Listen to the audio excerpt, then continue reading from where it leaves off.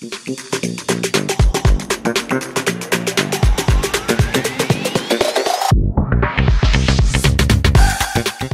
métier de livreur est devenu une activité très récurrente, notamment avec la croissance exponentielle du commerce en ligne et des services de livraison à domicile. Les jeunes sont de plus en plus nombreux à se lancer dans cette activité pour diverses raisons.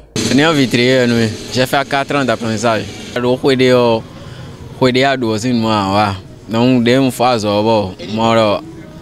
côté parents on a 5 périodes na gwalo mbo na ro na ho terriblement eux ont bonné sumo na ho jo pepere bona monter bona plekwe bona ro na ho terrible souton eux ont bon service de livraison. Bon, au début, c'était pas la livraison que je faisais.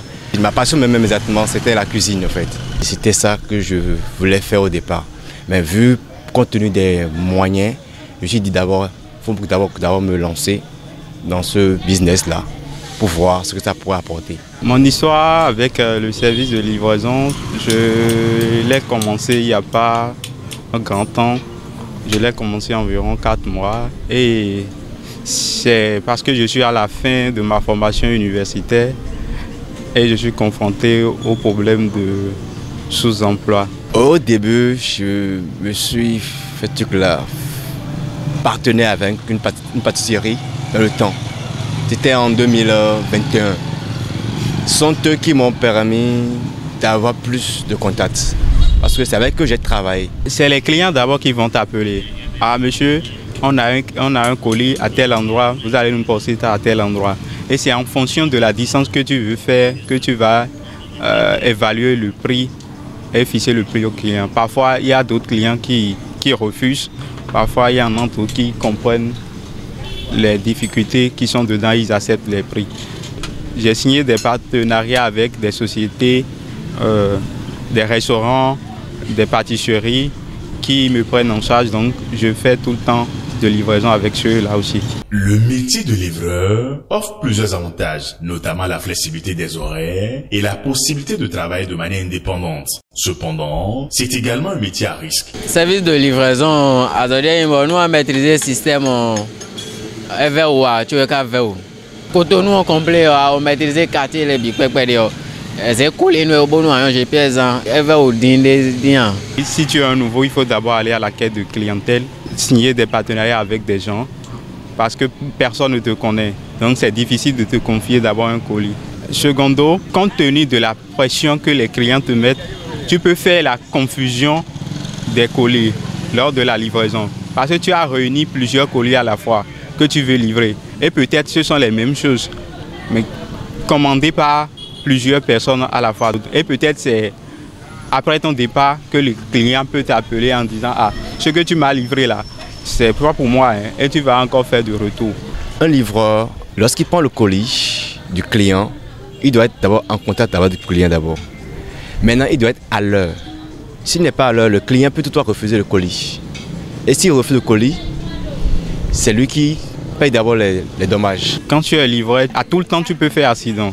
Tu peux prendre des colis et faire des accidents sur la route. Au feu Ménontin, par exemple, j'étais un matin, je venais au boulot, je venais récupérer un colis. Et j'étais dans le feu, bizarrement, un médicament était pressé pour aller déposer une cliente, parce que la cliente devait aller à la messe. Et j'ai garé, j'étais sur la moto, il est venu, il m'a percuté par derrière. Dieu merci, je suis sorti sain et sauf. La moto, c'est la moto qui s'est endommagée. Tout d'abord, gâteau, Dieu merci, c'est gâteau. Au Brésil, dans le gâteau, gâteau, bon, ils sont en choc. Donc, nous avons besoin de faire bon, quelqu'un de voir bien, même bon, pendant les 4 mois, j'ai déjà fait 2 accidents comme ça. Et il a fait 2 accidents comme ça. Et comme je suis à mon propre compte, j'ai essayé de gérer. Ancien partenariat, nous, tant à mais des livraisons dans le mais on non supporté. Nous debout. Nous avons mais c'est gamin des colis ton les livré à des mais c'est gamin mais on non supporté. Malgré les avantages qu'offre le métier de livraison, il est souvent méfié par certains membres de la société en raison des risques et des défis qu'il présente. Eh ben c'est pas un mauvais métier.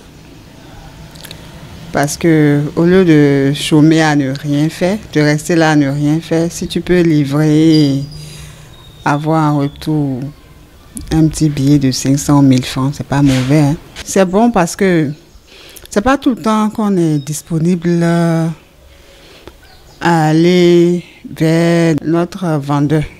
Au moment où il n'y a pas ces services, on se dérange, soit tu vois que tu es occupé, mais il te faut vraiment quitter la maison pour aller prendre ce que tu as vraiment à prendre. Mais avec ces services, cette entreprise-là, tu es chez toi, ce que tu commandes vient rapidement, tu le prends et la personne prend ce qu'il doit prendre chez toi et repart. Donc c'est une belle opportunité. C'est bien, c'est plus rapide, mais personnellement, moi je préfère aller sur le terrain et faire mon choix. Je ne vais pas laisser quelqu'un d'autre faire le choix à ma place. Je préfère le faire, ou bien je vais envoyer quelqu'un qui me connaît bien, qui connaît ce que j'aime, me faire le choix que d'appeler seulement pour qu'on me livre. C'est une belle initiative, mais qui présente autant d'avantages que d'inconvénients. Parce que déjà, si je suis occupé par exemple, ou bien je prends l'exemple d'une dame qui est au boulot, elle doit travailler de 15h jusqu'à 18h, et c'est quand elle va sortir pour aller, elle va encore passer par le marché pour acheter, c'est un peu tracassant. Mais déjà, avec le service de livraison, il peut déjà, juste avec un simple coup d'appel, lancer le téléphone, commander tout ce qu'elle veut. Et on va l'apporter ça, et juste, elle est dans son boulot, on l'apporte là où elle est, ou elle est dans sa maison, si elle ne veut pas sortir, on l'apporte. Mais là où c'est un peu difficile, c'est est-ce que vraiment la personne pourra faire les choix dont tu veux et t'amener ça? Et c'est encore un risque. Qu'est-ce qui prouve vraiment que cette personne à qui, ou bien ce service à qui tu es en train de commander, si tu les envoies ton argent, ils vont vraiment te faire la course et ça va venir directement à toi. Donc là, les risques sont énormes. Les risques sont énormes en ce sens où tu peux commander et perdre ton argent, comme tu peux commander et qu'on ne va pas te ramener ce dont tu as vraiment besoin, ou comme tu peux commander et la personne, bon, on ne sait pas, les gens ont toujours des idées malfaisants, hein. Ils vont te mettre de n'importe quoi dedans et te ramener à la maison. Même si à l'arrivée, tu dois fouiller tout et autres.